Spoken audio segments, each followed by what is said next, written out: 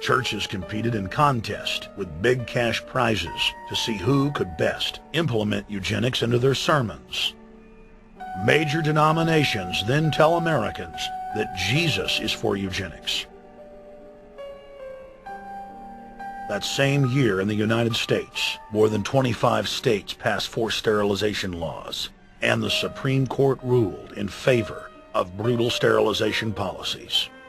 When Hitler came to power in 1933, one of his first acts was to pass national eugenics laws, modeled after laws in the United States.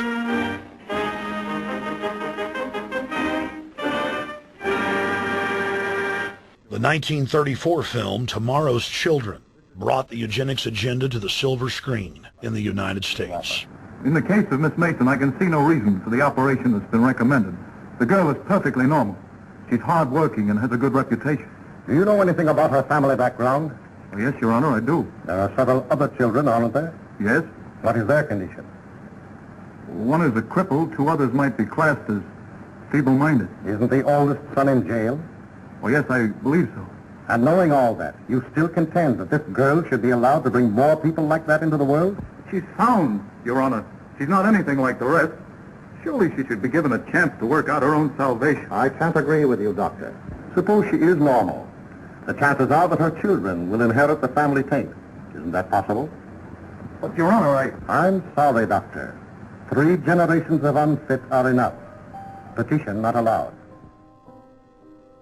By 1936, Germany had become the world leader in eugenics for taking effective actions to sterilize and euthanize hundreds of thousands of victims.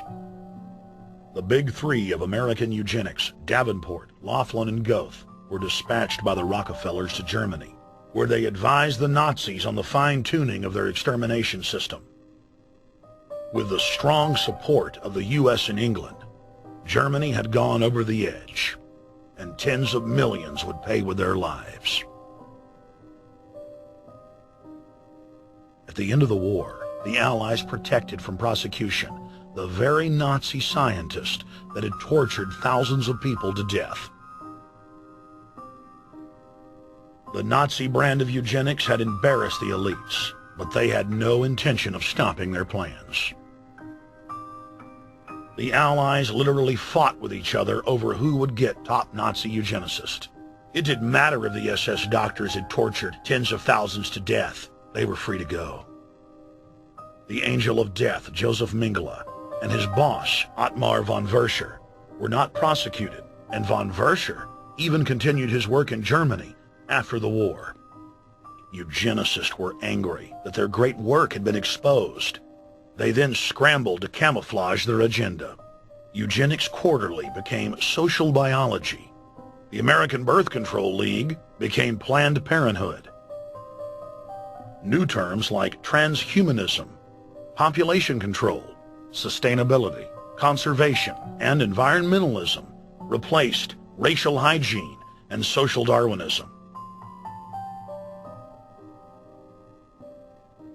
Many eugenicists of the previous period engaged in what they called crypto-eugenics. Purposefully taking their eugenics beliefs underground, they became highly respected anthropologists, biologists, and geneticists in the post-war world.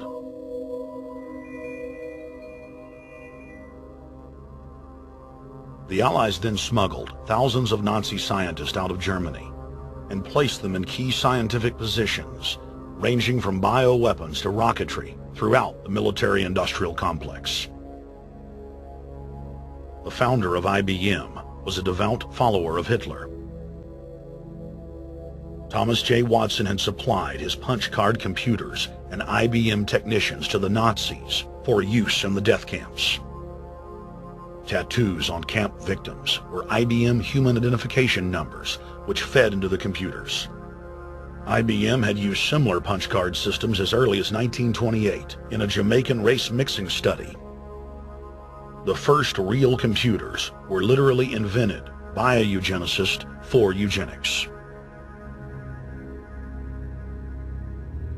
UN chieftain and unrepentant eugenicist Julian Huxley argued that since the leaders of eugenics had founded the environmental and conservation movements, that they should be used as vehicles in the formation of a world government. Just as H.G. Wells had envisioned, this government would be controlled by a scientific dictatorship and would be guided by the principles of eugenics. Huxley created the World Wildlife Fund with Bilderberg founder and former SS officer Prince Bernhard of the Netherlands and Prince Philip of England. In the event that I am reincarnated, I would like to return as a deadly virus in order to contribute something to solve overpopulation. Prince Philip, reported by Deutsche Presseagentur DPA, August 1988.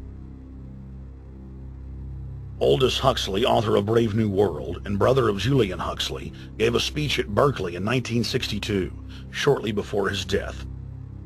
He admitted that his best-selling book, Brave New World, written in 1932, was based not on fiction, but on what the elite were actually planning to implement.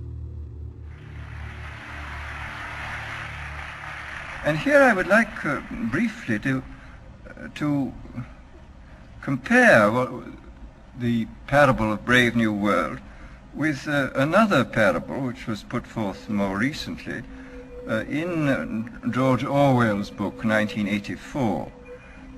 I'm inclined to think that the scientific dictatorships of the future, and I think there are going to be scientific dictatorships in many parts of the world, will be probably a good deal nearer to the Brave New World pattern than to the 1984 pattern. They will be a good deal nearer, not because of any humanitarian qualms in the scientific dictators, but simply because the Brave New World pattern is probably a good deal more efficient than the other. That if you can get people to consent to the state of affairs in which they are living, the state of servitude, the state of being, well, it seems to me that the nature of the ultimate revolution with which we are now faced is precisely this, that we are in process of developing a whole series of techniques which will enable the controlling oligarchy, who have always existed and presumably always will exist, to get people actually to love their servitude. People can be made to enjoy a state of affairs which, by any decent standard, they ought not to enjoy. And these methods, I think, are a real refinement on the older methods of terror, because they combine methods of terror with methods of acceptance. But then there are various other methods which one can think of. There is, for example, the pharmacological method. This was one of the things I talked about in Brave New World. And the result would be that, I mean, you can imagine a euphoric which would make people thoroughly happy even in the most abominable circumstances. I mean, these things are possible.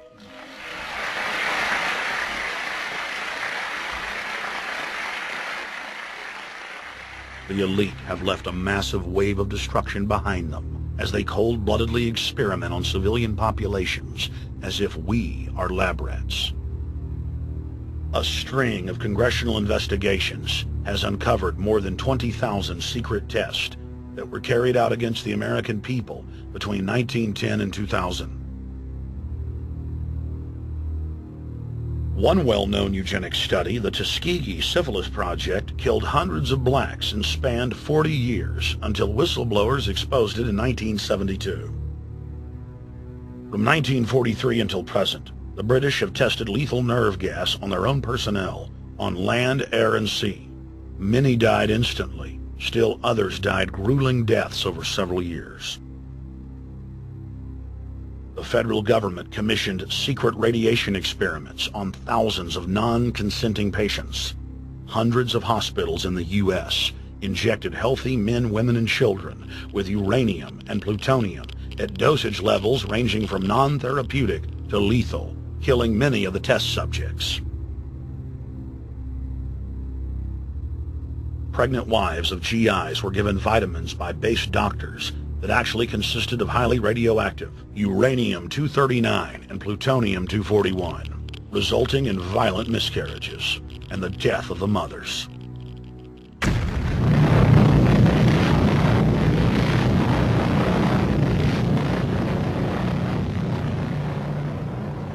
Soldiers, sailors, and Marines were used as guinea pigs in hundreds of atomic and hydrogen bomb tests. Patriotic Americans were radiated side by side with lab animals.